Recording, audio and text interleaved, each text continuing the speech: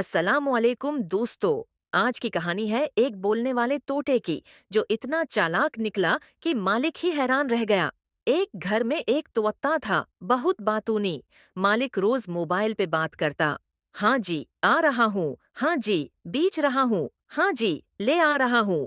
तोते ने सब सुन सुन के याद कर लिया। एक दिन मालिक का दोस्त आया, दरवाजा बंद था।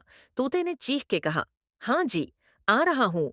दोस्त समझा मालिक अंदर है। आधा घंटा दरवाजे पे बोला, यार दरवाजा खोलो। तोता बोला, बीच रहा हूँ। दोस्त हैरान होके बोला, किसको? तोता चीखा, तुझे। दोस्त नाराज होके चला गया। शाम को मालिक आया तो तोता खुशी से बोला, मालिक मैंने तुम्हारा बिजनेस बढ़ा दिया। दोस्त भी बीच दिया। दोस्तों, सबक, तोते को ज्यादा सुनने का मौका दोगे तो वो बोलना भी सीख जाएगा। अगर कहानी पसंद आई तो लाइक, शेयर और सब्सक्राइब जरूर करें।